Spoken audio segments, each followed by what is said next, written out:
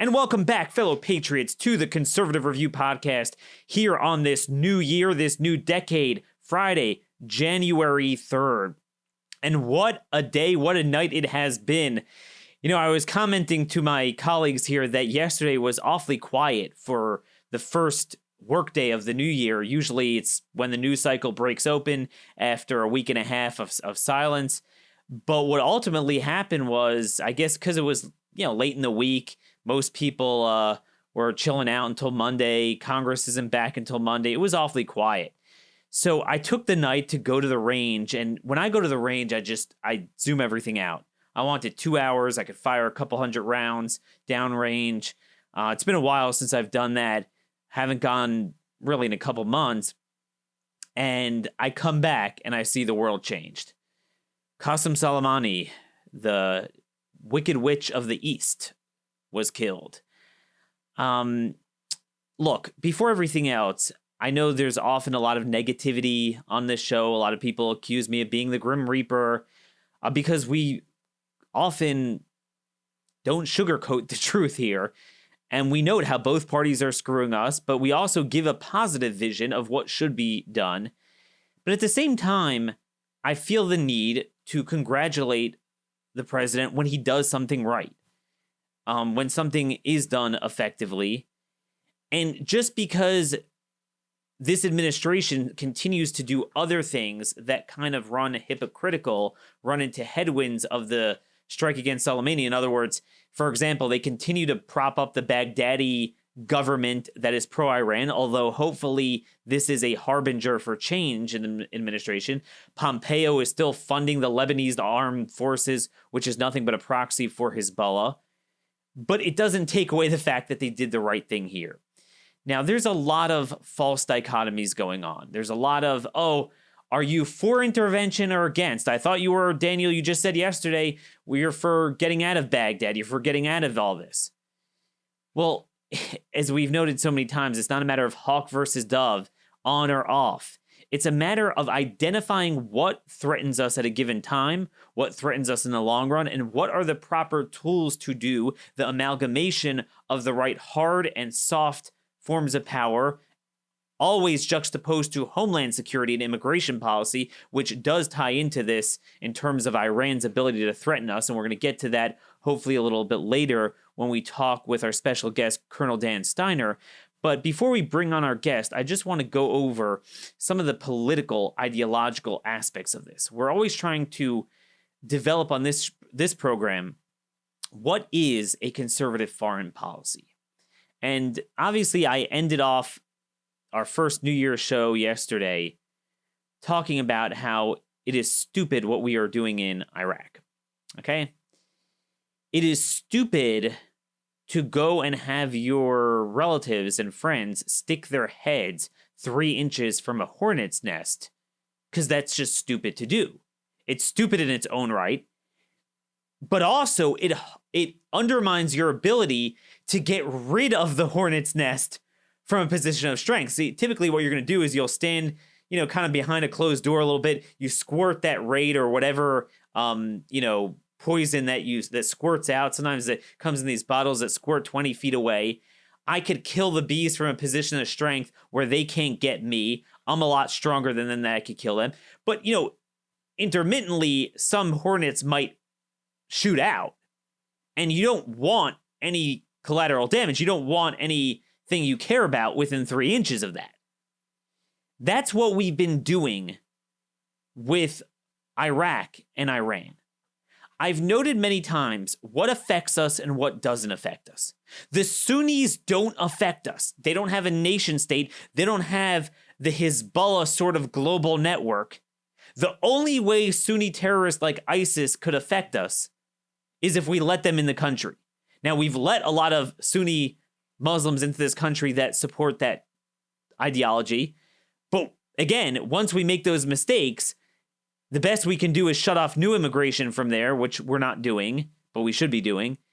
And you got to have the FBI and DHS deal with monitoring the threats that are already here. But that's not a military issue. Hence, I have been consistent for 5 years on this show, at Conservative Review, all of our writings, that we should not have stuck our necks out collectively to fight ISIS on behalf of Iran and Hezbollah, which is what we did. We fought for these very Shiite militias we're now attacking. We protected the very Baghdadi government that supports Iran. We shouldn't have done that. Iran was always the threat. It was the threat because they are closing shipping lanes and that affects us. They're a threat because unlike the Sunnis, they have a global network in our own network, our own hemisphere to harm us. Okay? They're even working with the drug cartels. They're right here. And at the end of the day, there was a score to settle. They sacked our embassy in Tehran. No response. They killed, what was it, 260 Marines in Beirut. No response. They killed 19 airmen, Khobar Towers in Saudi Arabia, 96. No response. They killed about 700 American soldiers in Iraq through the advanced IEDs that was directly done by Qassem Soleimani and the IRGC. No response. They've been upping the ante the last year with the piracy in the Persian Gulf. No response. And I forgot, in 2016, January 2016, they took our ship, and we all remember this picture we're going to put up on the screen here of our naval ship being captured and our soldiers surrendering, our sailors surrendering. That was a disgrace. That was an act of war, and we did nothing. So finally, they sacked our embassy and attacked our base in Kirkuk, and Trump responded, and he responded appropriately.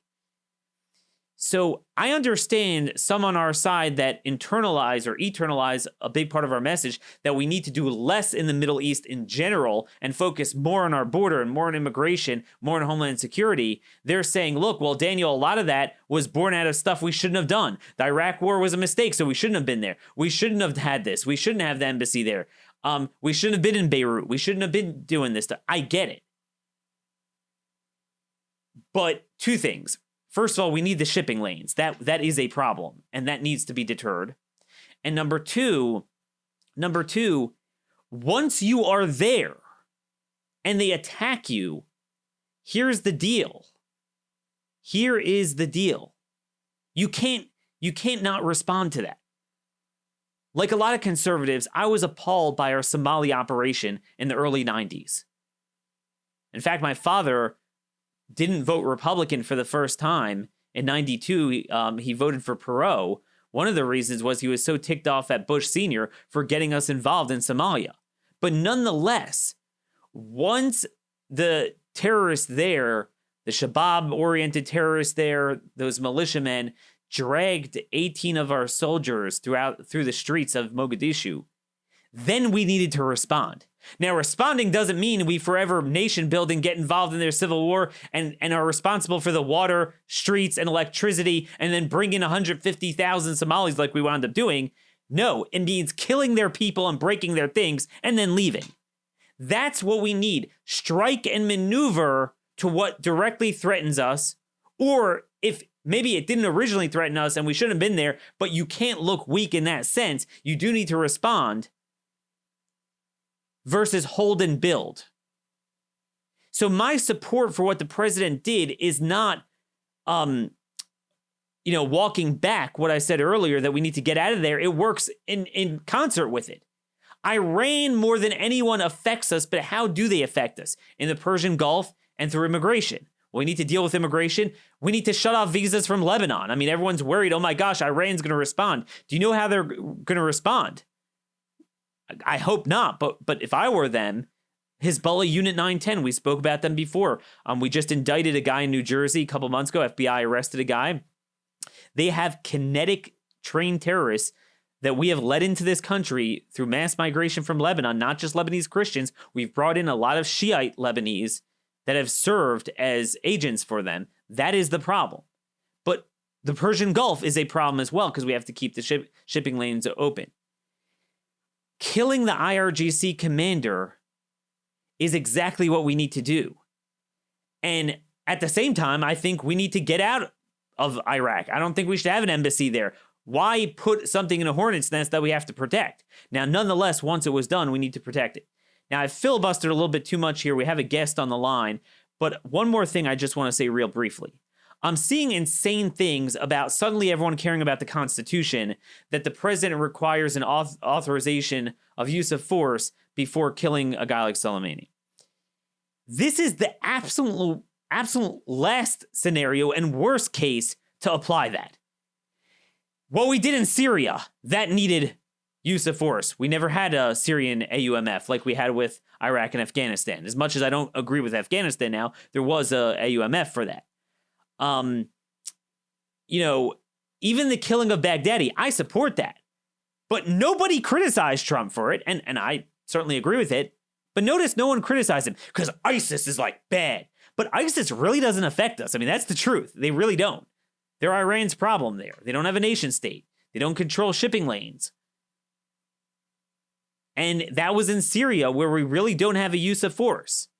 Suddenly now, when we've been in Iraq, whether you like it or not, and it's not just the AUMF from 2003, every year and just last month, there's something called the National Defense Authorization Act, where they authorize and fund training of the Iraqi military, our bases, our assets, our embassy, much to my chagrin. I don't think we should, have a blank check, and I think we need to debate what we're doing there.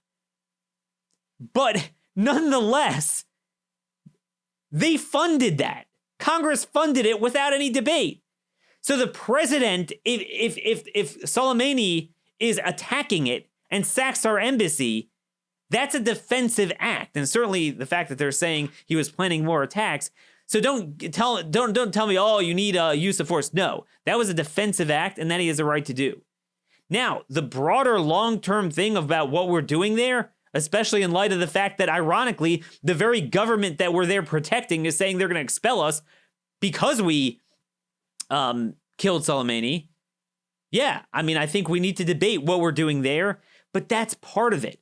Now, if I were a member of Congress, I would be debating and saying I would have an authorization of use of force to the president to deter and respond and disrupt anything that threatens commerce in the Persian Gulf. That would essentially be my use of force or any assets that we already have there. But yes, I think in general, we need to immediately stop funding the Iraqi military. So don't lump me in with the neocons and say, oh, you're suddenly a neocon today being all happy about Soleimani being killed. That is divorced from the nation building. This is exactly the sort of strike and maneuver we can and should be doing. Now, we've gone through this from an ideological and political standpoint, but I want to bring on our favorite national security advisor here at the CR Podcast, Colonel Dan Steiner, to discuss the strategic implications of what is going on. Dan, as you guys well know, longtime guest here on the show, served for over 30 years in the United States Air Force, was in the Middle East for numerous years, worked at CENTCOM, has a very intimate understanding of the inner workings of several service branches in that theater, what is going on militarily, what it means. Great strategic thinker. Colonel Dan, what a day to have you on, and thanks so much for making time for us. Hey, you know what, Dan, thank you for having this show, because I will tell you, last night, when I were talking about what happened and why it happened and how it happened, you and I both know there are times when I'm not pro-Trump. There are some things he does that just kind of, I tilt my head. I'm like you. I'm a realist. I tell the truth. I am for what's best for the nation. Having said all that, Trump knocked the ball out of the park last night. And I realize all the weak-kneed, progressive, pacifist liberals, Teletubbies are waking up this morning, and they're on TV last night talking about, oh, the sky's falling. We're going to go to war with Iran now. The Iranians are going to attack us, and doom and gloom. It's all Trump's fault. By midnight last night, it was all Trump's fault. The fact of the matter is, we killed a guy yesterday that should have died 10 years ago. We killed a guy, as some people have already said in the news, that has put a lot of American patriots in the ground. He's a butcher, and he's a madman, and he's dead. And Trump had the intestinal fortitude to kill him. So let's start by saying, hail to the commander-in-chief, you made the right move. Now, I did want to, and you and I talked about this last night, I do want to talk to you about a little bit about this guy, because there's a lot of hysteria out there today, Dan. You've already seen it, to where people are saying that, well, Iran, quote, your big bucket name, Iran is going to be furious over us killing this guy. That's not true. I'll just put it to you that way. Here's who it's true. You mean the Iranian people? Yeah. So the picture someone's trying, the anti-Trump, never Trumpers are trying to paint this picture this morning of, oh, Trump's did it now. We're going to go to war with Iran. The people of Iran is furious. Well, Iran's not furious. The mullahs in Tehran may be upset. They're panicking, actually. There may be part of the rank and file of the Iranian military that's upset. Quite frankly, almost 99% of the men that make up that organization were not even around for the Iranian-Iraq war, where this guy truly became a hero for Iran. So this whole fallacy that we've killed this guy and Iran is going to be so furious about it, it's not true. Let me make a different statement to you, Dan. How about I tell you that there's a whole bunch of people, even in the Iranian military and the IRGC and in the Iranian regular military, that could care less this guy's gone. There's even some that are sitting there today saying, okay, finally, the favored son is gone. Now, who gets to be the next favored son? So we have created chaos inside the Iranian military leadership. If you know how their military works, like several militaries in the Middle East, it's all about prestige and power and FaceTime and, like I say, the favored son complex. When you take this guy out, who's already in reality part of a envy of his superiors and his peers, you create a lot of chaos. The concept that they're all going to unify today, other than in front of the camera when they're told to be, or like that picture I sent you, like the besieged went out and had some sort of street demonstration. The reality is there's a large portion of Iran, the people of Iran, the Iranian military and its leaders, that are either euphoric this guy is gone, or they don't care, or they see it as an opportunity. So this carte blanche picture you see painted of, oh, we've done it now. We've kicked the hornet's nest. I think Joe Biden made some comment last night about throwing dynamite into a tinder box or some ridiculous thing. Every time I hear stuff like that, it makes me realize how ignorant some of the people are who actually want to try and run this country. You are just a complete idiot if you think that statement by that guy is true, or if you believe it. You're ignorant of how the region works.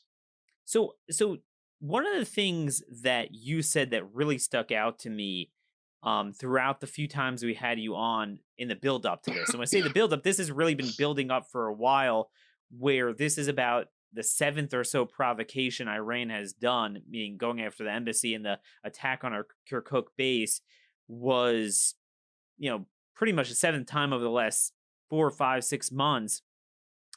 And we really didn't do much. And that was a problem. It was growing and growing and growing. It's not like Trump could have let this go. That would have started a war, because they knew they could disembowel us and nothing would happen. Whereas now what's happening is they know. See, they were going to screw with us anyway. It's not like, oh, well, now that he attacked Soleimani, then they're gonna go to war with us. No, they were doing that already. Now they know, like they're already you said, at war. Yeah, but what's the difference? Are we going to play to their strengths or to our strengths? And Absolutely. It was amazing the way you put that out.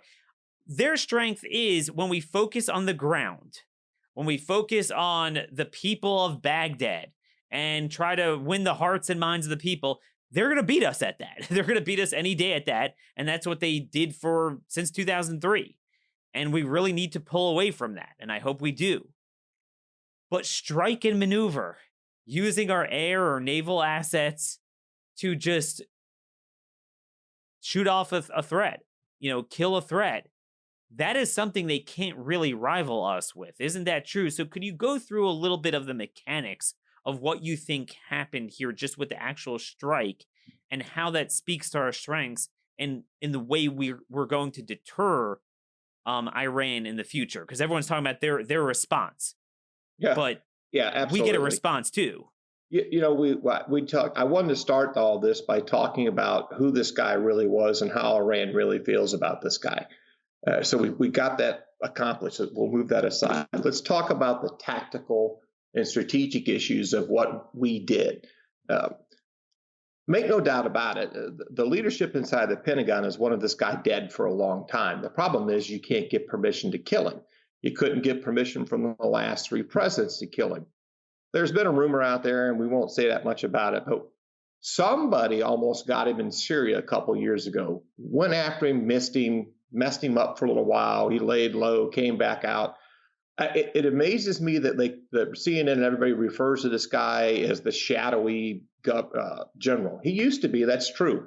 He hasn't been that way for several years now. He's been a rock star because he was trying to rally the troops in Syria not to fall.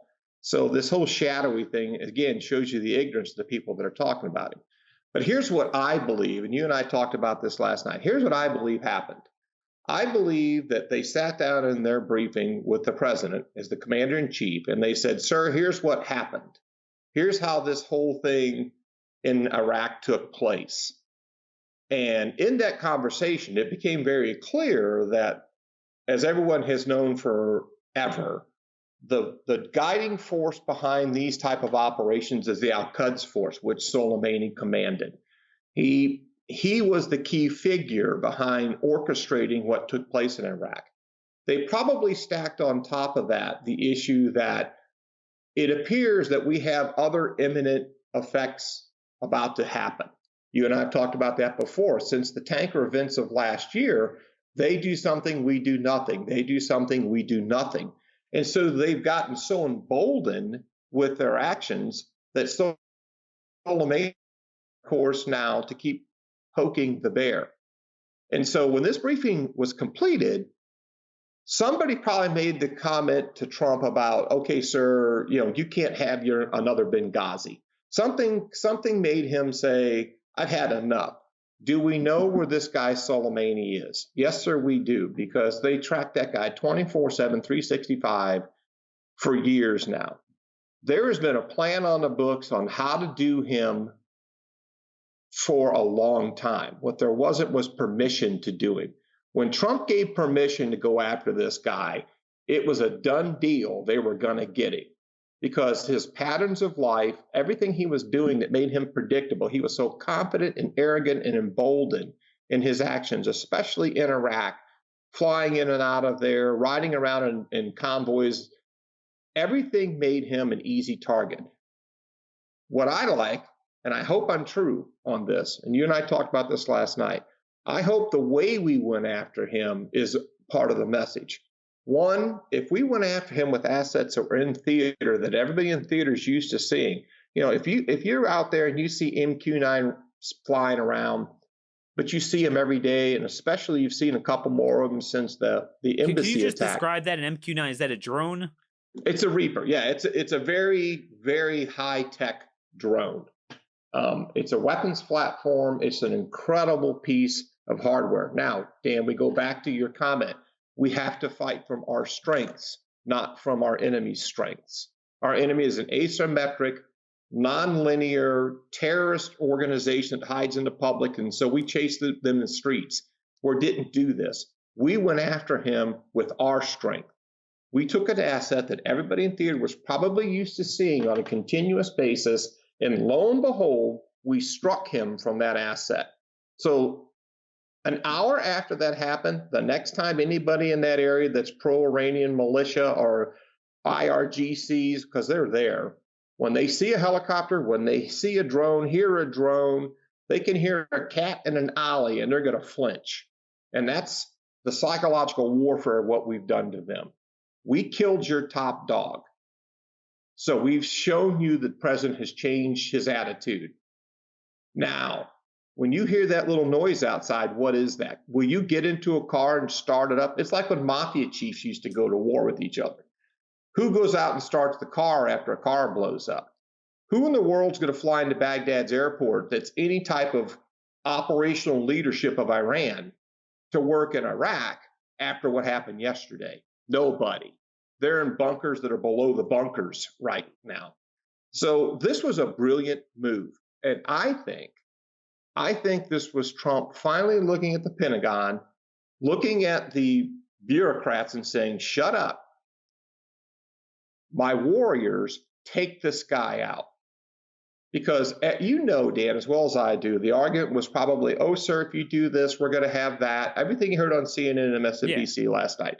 Oh, if you do this, sir, this and that, endless wars, blah, blah, blah, blah. And Trump looked at the military and said, killing. But that's it. And so the military got to do what they're designed to do. What they're designed to, meaning this wasn't, see, most Americans, I don't think are anti-war. Meaning what they're anti is for 20 years having squadrons, 10, 20, 30 soldiers precariously walking around on foot patrol, where everyone's a civilian, but really no one's a civilian, and anyone could like pop out at you and blow you up with an IED at any moment, to like aimlessly to no avail, while we're supplying them with all sorts of goodies. No, we're gonna make a perimeter around our interests.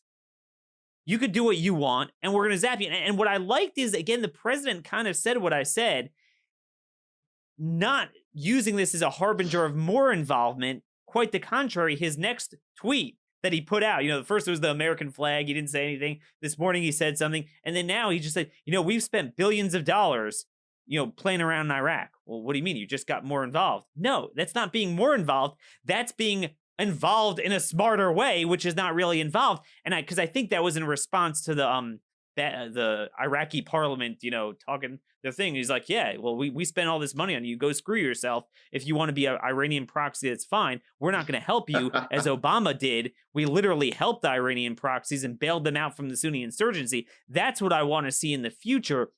And then I think, Tucker Carlson, some of these critics from the right that are concerned he's becoming too much like a neocon, hopefully they'll see that, no, this is a new game. Now, it's not to say that this administration isn't still schizophrenic and there's not aspects of it that still continue some of the stupid policies of the past in other theaters or in other respects in this theater. But I think you laid this out very well. What I want you to move on to for our listeners is an aspect I don't hear anyone talking about, and that's Russia. What I find fascinating is everyone knows, Russia's the big dog there. Everyone knows that Qassem Soleimani was Putin's guy every bit as much as he was the mullah's guy. Yet this entire administration has been defined by the allegation that Trump is a puppet of Putin, and there's Russian collusion. And now the Democrats are criticizing him for this. But dude, I mean, if you're a stooge of Putin, to take out his top guy? Absolutely. So one of two things happened here, and we've talked about this one before, and I used to blog about it on my blog site, and I'll probably do it again. I got a lot of Russians that read it, and it tickles me when they see me say this. The Russians have always been in one of two modes with everything they're doing in Syria, Iraq, Iran. They've been in one of two modes. What can you do, Iran, that benefits Moscow? How do I leverage the mullahs in Iran for the good of Moscow? So they've got a choice with Soleimani. They've had it since day one. He's the guy that's been in their pocket.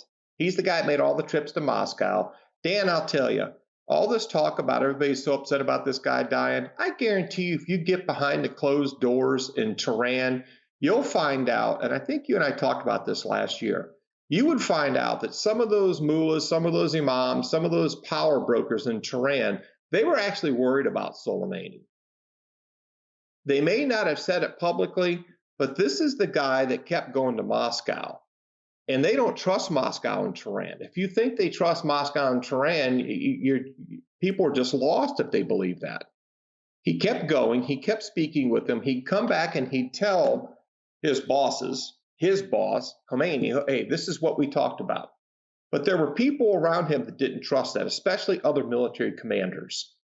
And so there was a level of trust about this guy because of his relationship with the Russians that made Tehran uneasy. I guarantee you that's true. So Putin sat there and he said, at some point in time, I'm either going to inject this guy as the leader because he works for me. If I have to get rid of the mullahs because it's the only way I can avoid a war between the Israelis and the Iranians is to get rid of the mullahs, the Iranian people will do it. They'll march on Tehran. Then I'll stick this guy in charge. Or if there was some Russian plan for the afterlife of Iran, he was part of it. At the same note, he's expendable. He's like anything else the Russians touch. If we didn't tell the Russians yesterday that we're going to take this guy out, which I know we did not, then the message was to Moscow too. Hey, I realize you think you're running the whole show over there. I realize I'm second fiddle to you now in your eyes. But watch this. I'm going to take out your boy. And what are you going to say about it? What are you going to do about it? If Obama would have taken out Soleimani, and praise and fireworks and parades and everything else in D.C., absolutely. But what we did yesterday is we whacked Moscow's number one boy in country. And we didn't tell the Russians about it. And if we did tell the Russians about it, then what do you think the Iranian leadership thinks? They think what they've thought all this time. The Russians don't give a hoot about us. They let our number one thug, our Lou Cabrazzi, get whacked. And they knew it.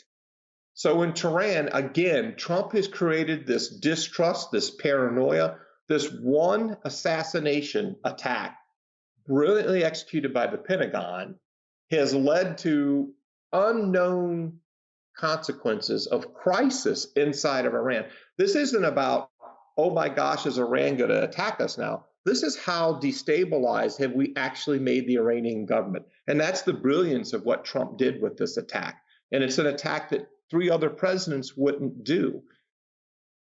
It's a great move, Dan. It's just all around a great move. No doubt. You look at holistically in the Middle East, you look at the picture holistically.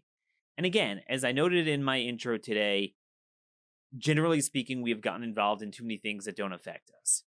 But then on the other hand, I think there's people on our side, a little bit on the left. I mean, breaks down in a funny way when it comes to foreign policy, that are like, well, if we just mind our own business, everything will be fine. In other words, from the rightist standpoint, it would be if we just had border security, shut off visas from the Middle East, which I push for more than anyone else around in the entire country. And I've written more articles about that than anyone else. So no one could accuse me of not being aggressive enough on that.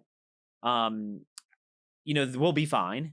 And then conversely, the left or the libertarians will tell you, as long as we have open borders and invite everyone and don't go to war there, we'll be fine.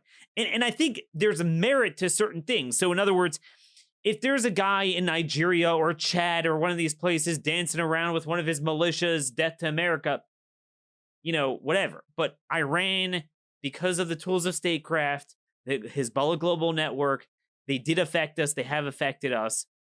And we need to deal with that. And that was always my contention here. And that is why we do have a vested interest in getting rid of the mullahs. But here's the question that gets a little touchy. Where do we go from here? I think you got to be stupid not to want the mullahs gone. Okay, this is not Gaddafi or even Assad, a bad dude, but it's like the best option there. This is the government that has screwed with us more than anyone else for 40 years. It's the government that is the longest long-term strategic threat to us. And it's, and unlike the other countries, Iran is Persian. It's not Arab. It's not in Iraq. So, for example, where I do disagree with the neocons 100% is they're talking about these protesters in Lebanon and in Baghdad against the Iranian hegemony, as if like we could join with them and aid them and get involved with them to somehow, throw off the Iranians. Again, I mean, in Iraq, you're going to have the problem with the Sunnis. You're going to have the same problems. You're always going to have that. Yeah, we thought that with the Soviet Union and Afghanistan. Yeah, it's the same thing. Afghanistan. But what about Iran? If you were advising the president, do you think we should push to use soft power to pour fire or lighter fluid on these protests in Iran itself, to get rid of the mullahs? Or is it a problem of what's next? Are we going to own some sort of a dumpster fire?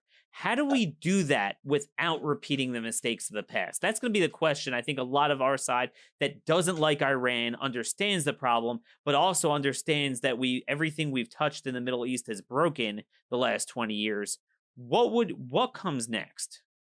You know, one of the things that worries me and bothers me about the whole neocon movement is that there always seems to be this sense of arrogance that whatever we do is the only influencing environment for an event. If you're a neocon and you're sitting there saying, okay, look, with the fall of Soleimani, the government in Tehran is in turmoil. Now's the time to get the NGOs out and start, formulating a plan to have another Green Party event of 2009. The danger with that kind of think is the fact that you have to anticipate if Iran's enemies, other than us, the Saudis, the Israelis, but right now, especially the Saudis, you've got a future king in Saudi Arabia that absolutely despises the mullahs. I mean, there's no doubt about it. To think that we can do something and that no one else will touch it, screw with it, or mess it up, to where we can go in there and get the population to march on Tehran, that neocon think to me is just, it's myopic. And it's why we always screw this up. We don't need to do anything in Iran. We did what we needed to do. We took out a guy that was killing U.S. citizens and U.S. military members.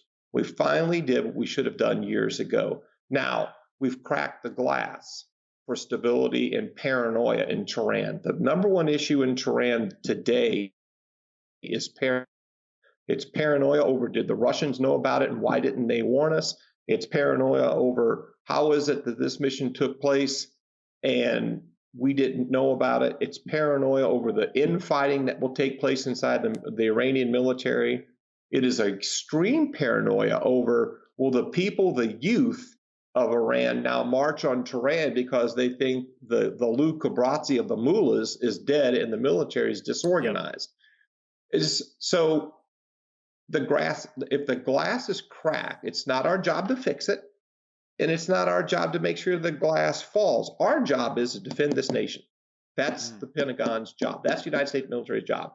What you can't do now is allow the State Department mentality to come running back in and saying, okay, let's grab NGOs A, B, and C, and let's do democracy building now in Iran. That's not our job.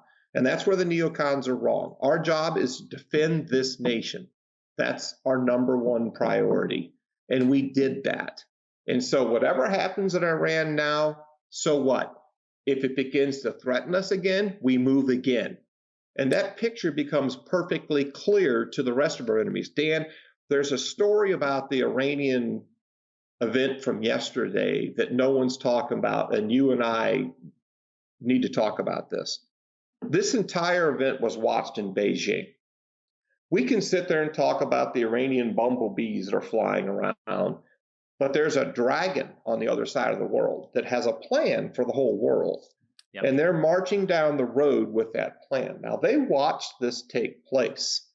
And the one thing they noticed first was, one, how did it damage the relationship between the U.S. and the Russians? Or did the Russians know?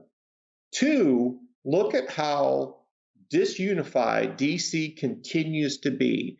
The Chinese sat back last night and they watched CNN, they watched MSNBC, and they watched the immediate left come and attack Trump. There's no unity over this. There's no people driving up and down the street waving the American flag. It's automatically pre-programmed. It's a party issue. It's a philosophy issue. It's very sad. To the Chinese, that is the indicator of Soleimani's assassination is further evidence that the U.S.'s unification is deteriorating. And so let me just say, as you're talking, you'd be shocked how bad this runs.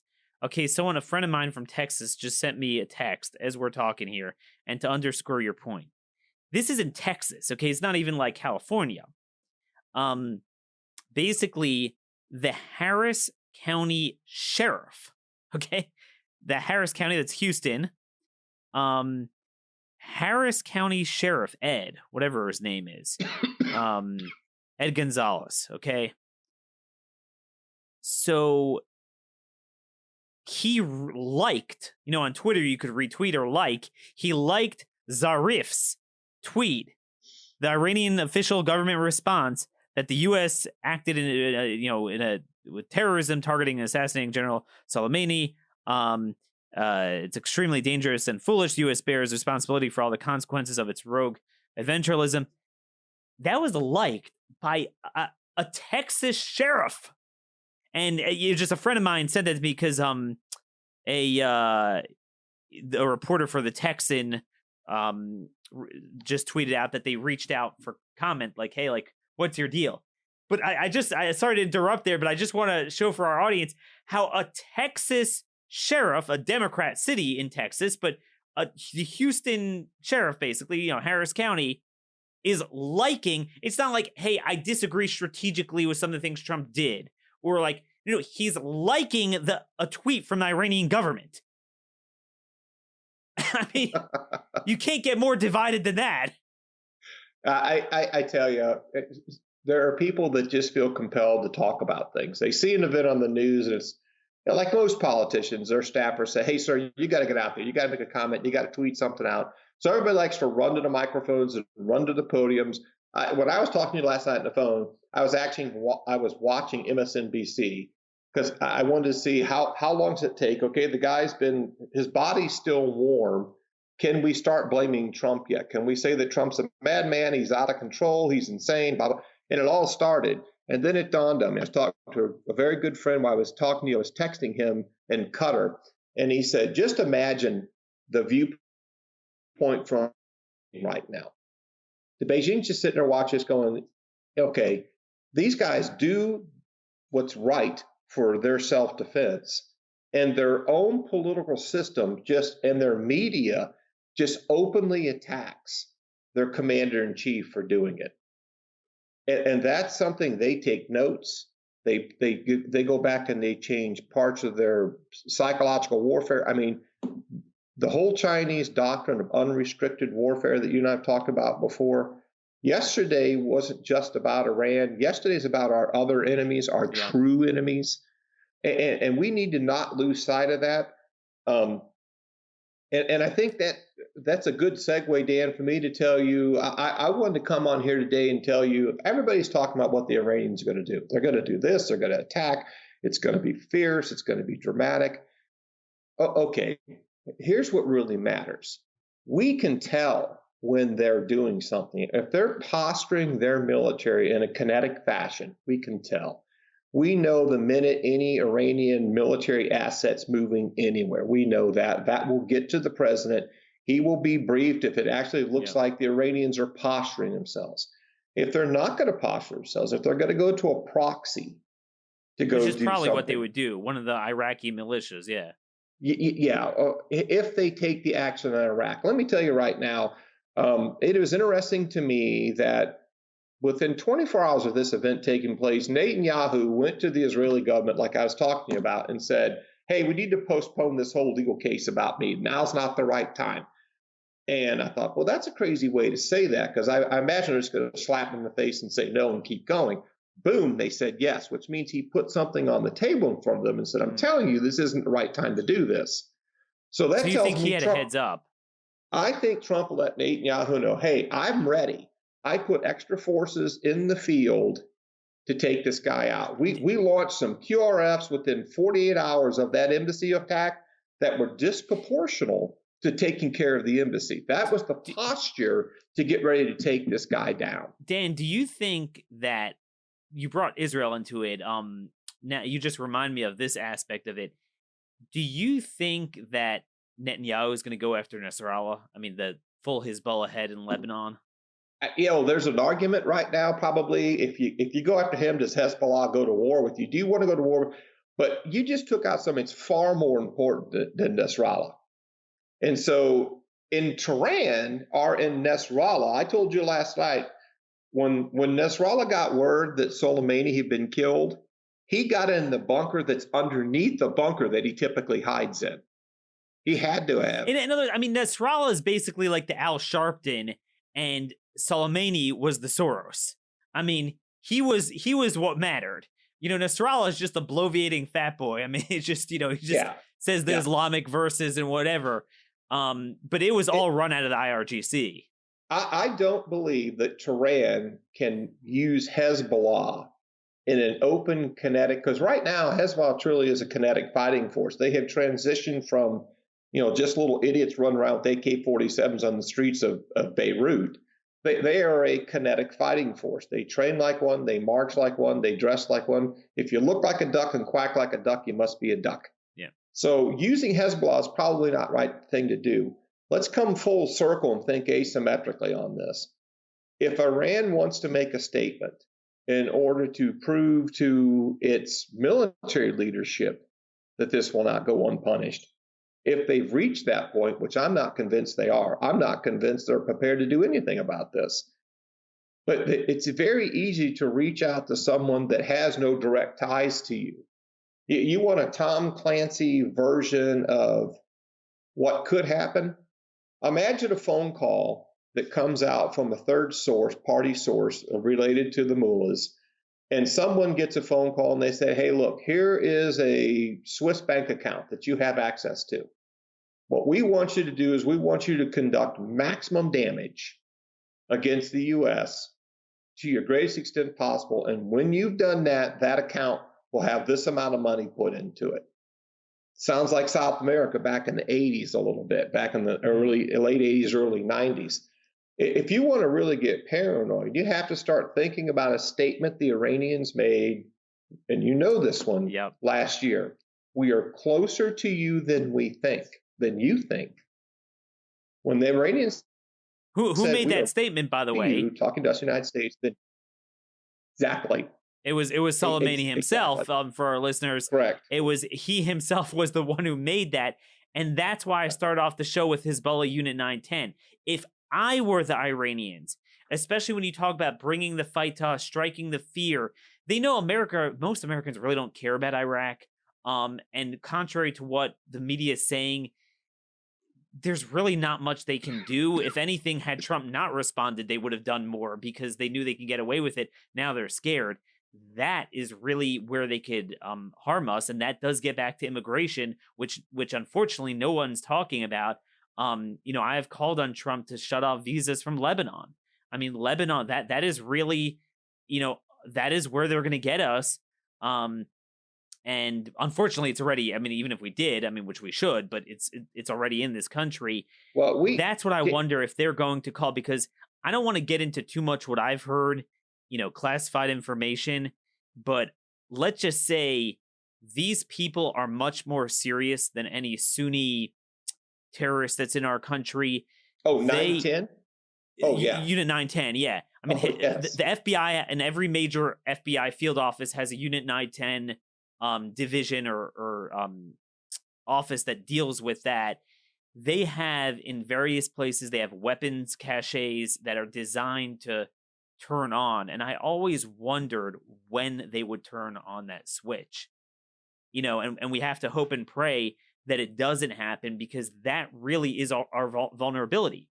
They cannot defeat us militarily. They could defeat us when we commit immigration suicide, which we've already done. That's really what concerns me. And again, that has nothing to do with what we do in the Middle East. I would not want to be at an Aramco facility in Saudi Arabia. I would not want to see the reaction that the Saudis will have this time around if Iran does choose oil as its response to what we did.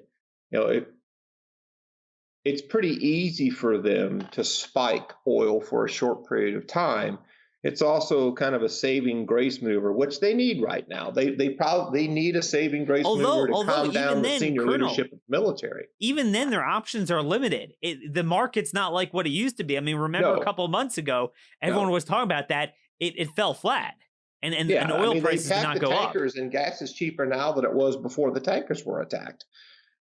But Saudi Arabia is a softer target. Our forces in theater, you're insane to try and touch them right now. They're ready.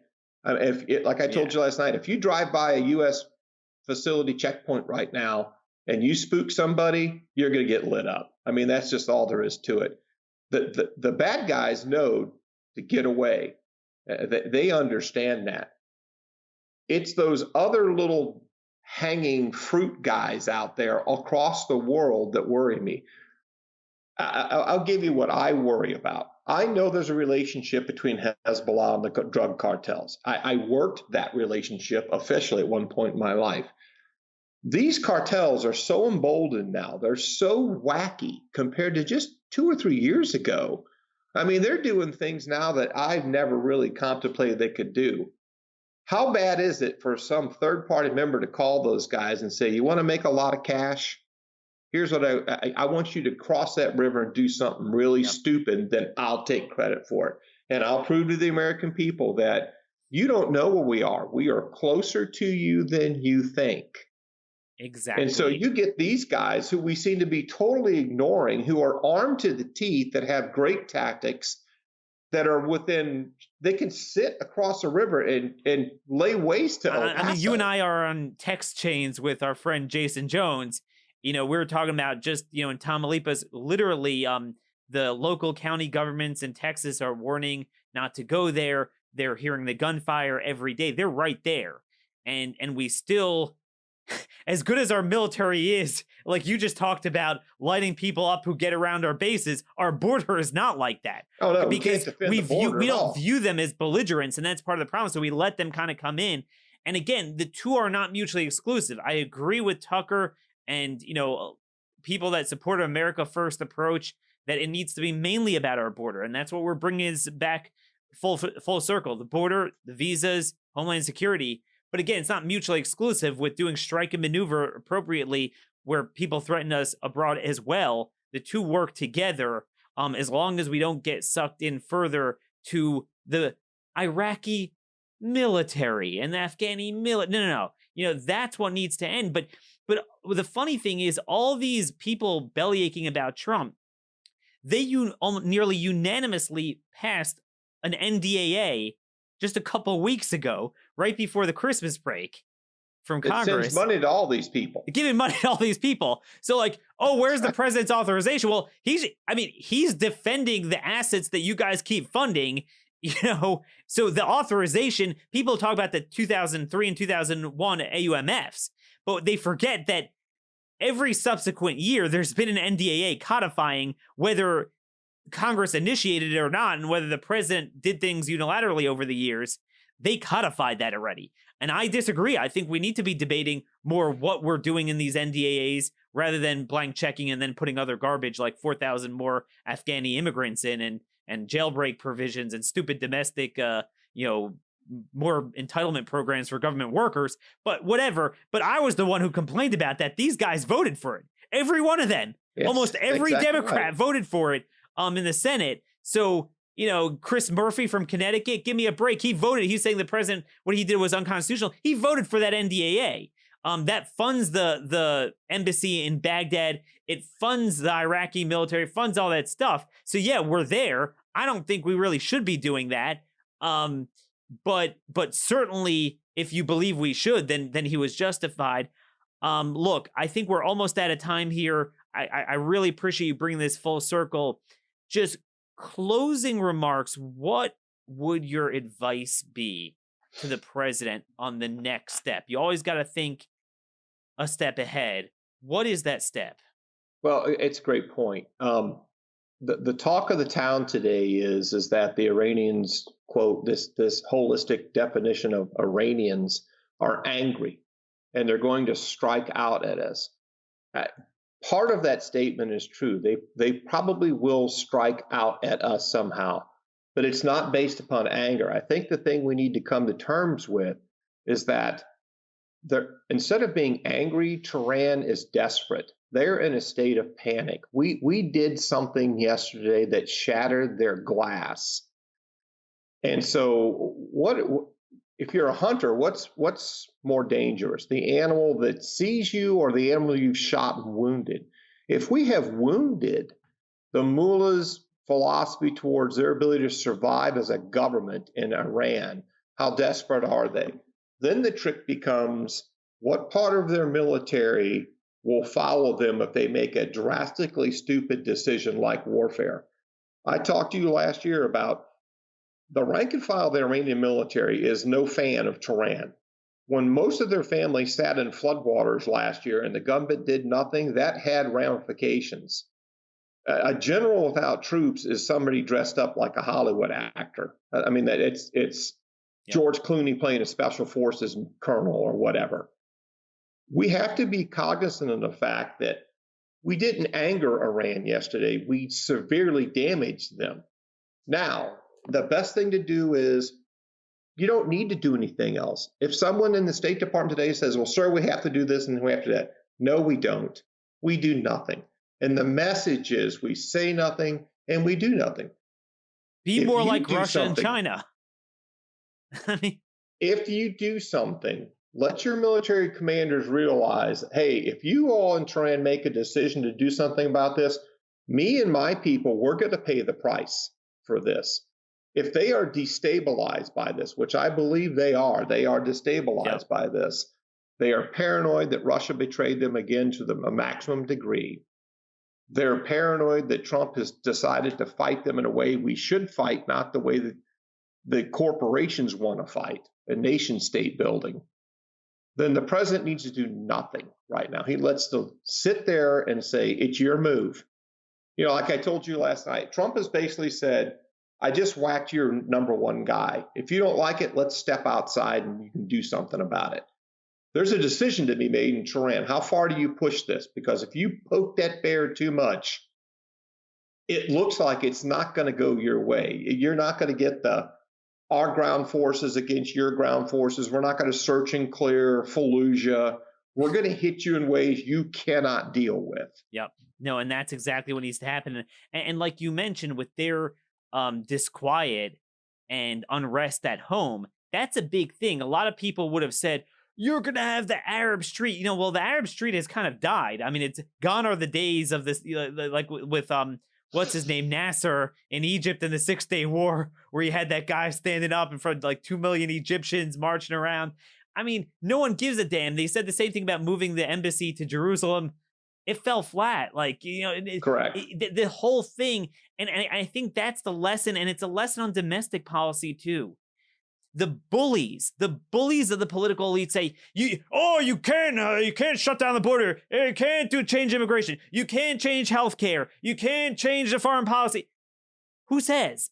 But that's how they threaten us. And if you just go and do it and you're resolute about it, you actually change the cascading effects itself. And, you know, what might have been true before is no longer true because you put yourself in a better position. Again, striking from a position of strength, playing to our strengths, not our enemy's strengths. We are out of time. Colonel Dan, thanks for joining us. We're going to have you on regularly to brief us as this goes on. We are out of time. Full hour show today. Next week will be our first full week of the year. Send me your comments, questions, and concerns to dhorowitz@blazemedia.com. Subscribe to our videos at CR's YouTube page. Look at our articles, columns every day at conservativereview.com. Tweet me at rmconservative. Send this episode and every other to 50 of your friends, neighbors, relatives, and anyone you know that believes in common sense. Have a great weekend. Till next time, God bless you all.